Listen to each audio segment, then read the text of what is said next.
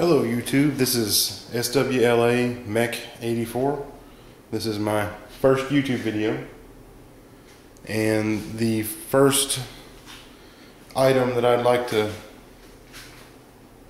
address is the live roller steady rest on my Grizzly G4003G lathe. That's pictured here, of course. My problem is that I need to turn something that's 2.5 inches in diameter, as you can see here, and the original rollers in the steady rest do not retract far enough for me to be able to dial the outboard into this tube in correctly. And the way that I have fixed that was to make a new internal setup, roller holder and threaded drive shaft, as you can see up here, that actually retracts all the way back up into the housing, allowing me to properly dial something in that is as big or bigger than a 2.5 inch diameter pipe. The way that I've done that, disassemble this here and I'll show you the insides.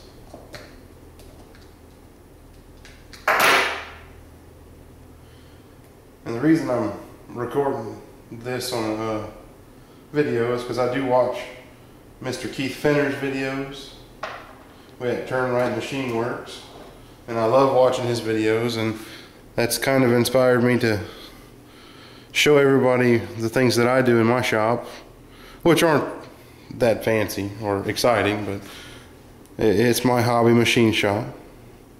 I am by profession a mechanical engineer, and this is just a hobby on the side.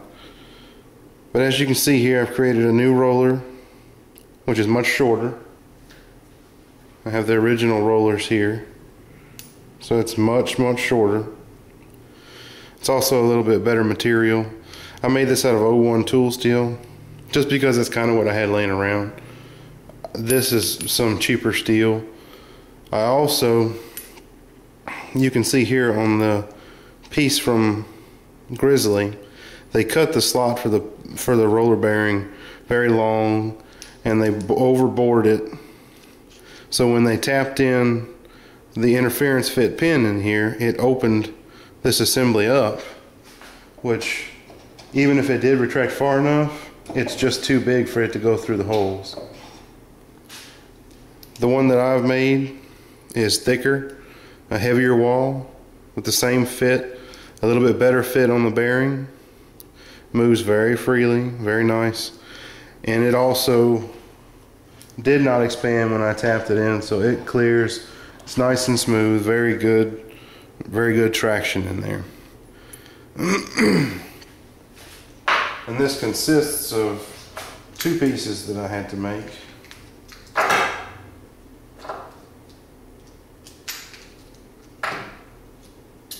I reused the original bushing, just a piece of cast and then machined steel here from China, I imagine. But I was able to reuse that. And then I had to make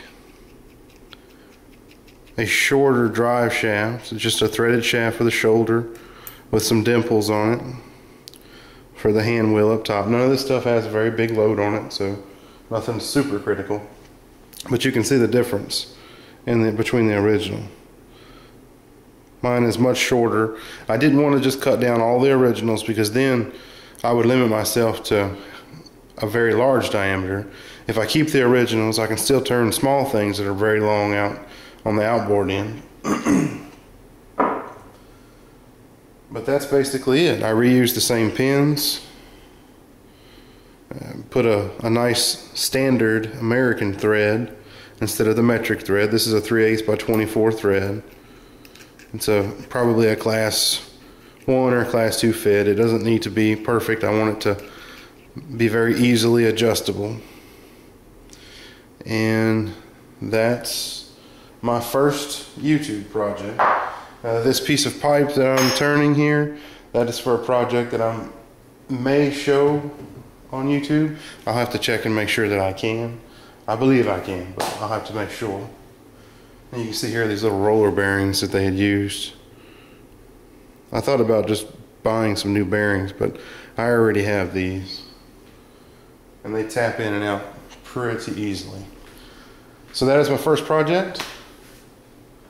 I'm going to, I have to make 2 more. I've already completed this one.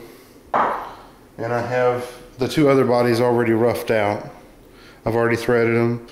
And I just have to complete the milling operations. But I do have to make 2 more of the threaded drive shafts. So I will be videoing that.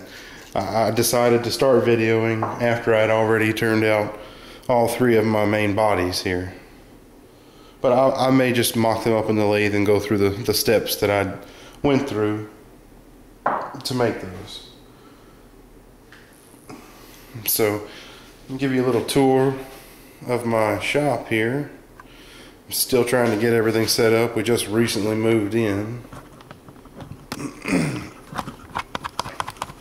And most of my hobbies consist of gunsmithing activities, but this is my Grizzly G4003G lathe. I imagine there's a lot of people out there with a bad opinion about Grizzly machine tools, but I am very pleased with this lathe. It has done everything I've needed it to do, and it even has done some things better than I expected it. It's fully adjustable. It came with a quality inspection certificate. All the accessories, the chucks, the tool holders. It has a nice tool holder with quick change tool posts. It's very convenient, very fast, very solid. Everything's rigid. I get very good surface finishes if I'm using the right tools and speeds. So I'm very, very pleased with that. And then I'm going to be doing my milling operations on a very cheap, I paid $1 per pound for this machine. It's a Z7032G. This is the Harbor Freight brand of milling machines. It's nothing fancy, but just like anything else, if you take your time and put a little thought into it, you can just about get whatever you need out of it. Came with a pretty heavy, substantial vise. It was very nice. And this is Mr. Keith Fenner's lubricating system, which is perfect. It works very, very good. I have one for the milling machine, then I have a smaller tomato paste can that'll fit between my ways in the lathe. And that works very well. And I just received some slideway lube. I have to do a little bit of maintenance on my machines. I need to change my head oil and my slideway oil. I have a very crude little pegboard to hold my quickly accessible tools. Then of course a big toolbox full of all the other expensive tools that come with any kind of machine that you buy, that you have to get separately. And then my very small scrap metal collection. But that's it. I'm gonna have to do a little maintenance on my lathe. I want to clean it up and change some fluids and tighten up some gibs and everything before I get started again. But I hope you watch my next video, which I'll try to get out here in the next couple of days, and we'll get this this roller head steady rest fixed so I can turn my 2.5 inch diameter pipe. Thank you for joining me.